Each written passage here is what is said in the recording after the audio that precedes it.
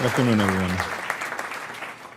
Now, I would like you to imagine that every garment in your closet would be a tool of empowerment.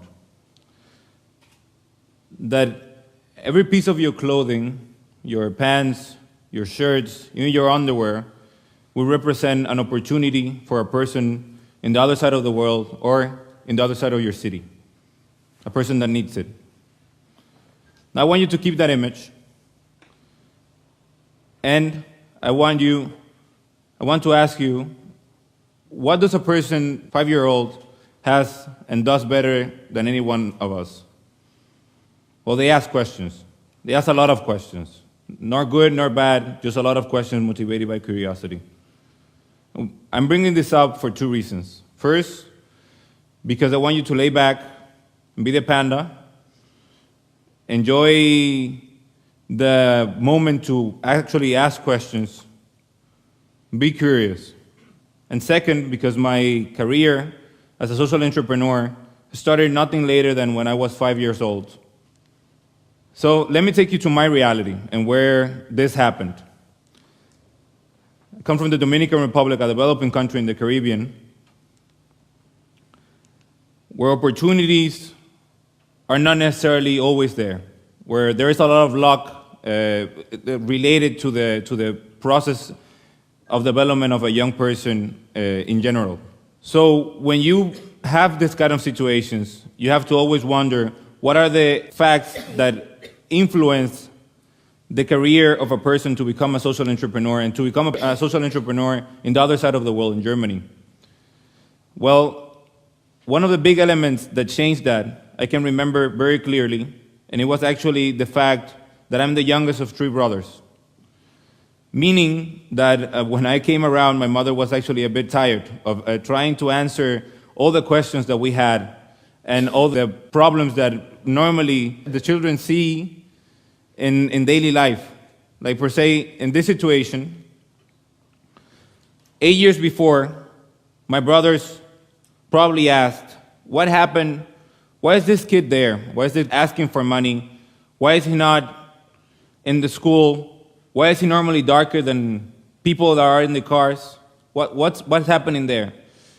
My mother, actually, she was born in the only physical border of the Dominican Republic, a border with Haiti. So she was born in a place called El Aguacate, translated to El Avocado.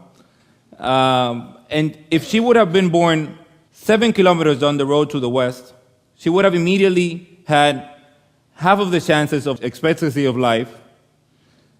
She would have had 50% less opportunity to choose what she wanted to do in life. So she, more than anyone, should actually understand inequality. But as most of us, she doesn't, because she covered it with the daily life, and she understood within this bubble that things like this were okay, as well as this, and this, and this. Gladly, when I came around, my mother was, again, a bit tired and a bit confused and a bit with the world and with the society. So when I asked the same question that my brothers asked 8 years before, she actually told me that she didn't understand this, that this wasn't okay, and that she didn't agree with the situation that was happening there. So the chip that tells the children that social inequality is okay and it's something normal, that is chosen by the parents of this kid that didn't go to school, or they were drug addicts, or they were alcoholics, that never got into my head. So I started asking myself, very young in life, so what does this mean in practical terms? What can I do with this information? I know this is wrong, and I know I need to do something about it, but how do I pass from being a child in a developing country to actually doing something about a social reality that has been there far longer than myself?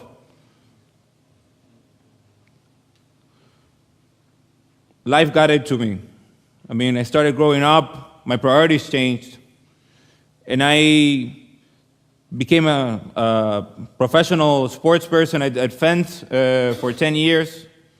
Then I came to Germany for an exchange year when I was 18. started seeing more worlds, started opening my eyes, again with this question in the back of my head of how to make a difference.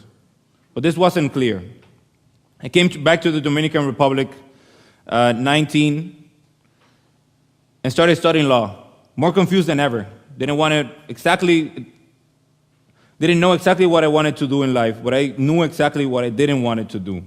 Didn't want it to be doing what I was doing. Didn't want it to be a part of a bubble. Didn't want it to be a part of this process, damaging process of globalization that we were undergoing. But didn't know what to do. By the age of 25, I came back to Germany to do my master's. And I actually found myself with a completely different reality and completely different priorities. Found myself with a market for organic, fair trade, vegan, free-range, GMOs, cleansing, etc., etc., etc. And I actually put together in my mind and in my head that there was a market for impact products, for positive impact products. So what could I do with my reality from my Dominican Republic that needed a different industry, and the reality that I had in Germany that said that you also wanted positive products and products that actually portray an added value for the society. This is where I started wondering and looking for industries and came around with a concept in my head from my experience working with international development agencies, which was us for our development. Us for our development was a simple concept that portrayed that you should give people the opportunities and the tools to do what they wanted to do in life. This seems very common and very simple, but actually in the realities where people are coming from, this is very far from what they have. So us from our development, in the process of making and actually making feasible and transplanting the idea of development to practice, I found myself with this quote from Fashion United. It says, the global apparel market was valued at $1.7 trillion in 2012 and employed approximately 75 million people. So I said, there's something wrong here. There's something wrong because I know the situation and the conditions of the workers in my country in the stitch industry, and I know that they live under low and unfair wages. There's a lot of workforce dissatisfaction, unnecessary low margins, high overhead costs overall, no added value related to the production model, and lack of innovation in general. There was no innovation in the market since the fast fashion started in the late 90s. So it was very clear to me that the industry was wrong. That was very clear. So what to do about it? Again, looking for the industry and looking for the markets and analyzing what we could do, me with my co-founder, we decided to produce other type of products, of garments.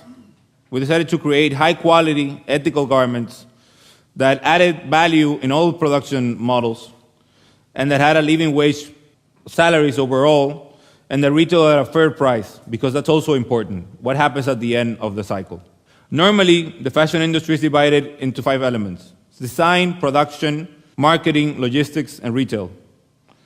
So, of course, this model has too many elements and too many actors, and it's impossible to actually portray benefits for all of them. So the weaker link, which is production, always is the one drying out.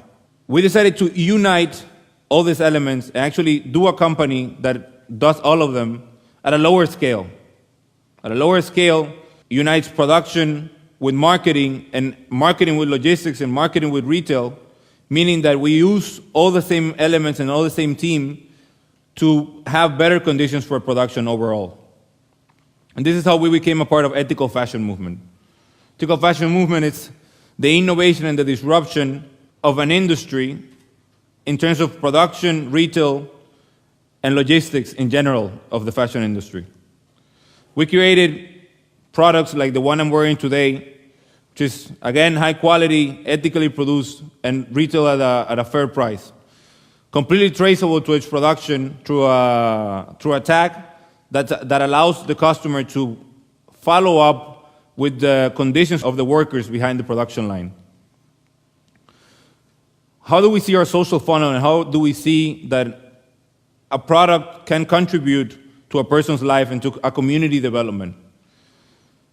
We see it that in the pre-production, we create capacities. We teach the people that don't know how to do or haven't had the access to a craft to produce something. When they integrate to our production model, we pay 300% salary increase. We make it possible for the customer to trace who made their clothing.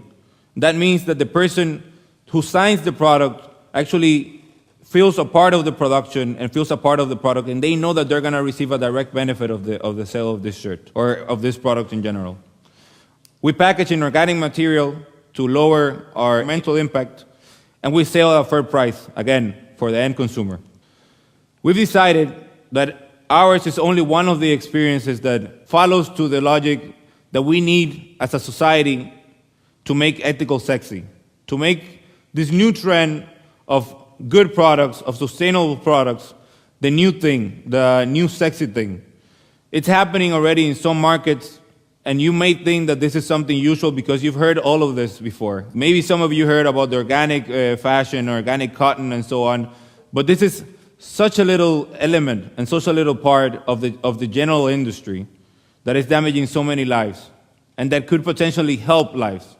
It's just about changing the logic, asking for a bit more from your products, not only fashion, also food, creams, goods in general. We can always do things differently if we connect and if we transplant the need from a society and put it together with the opportunities of another one. Thank you.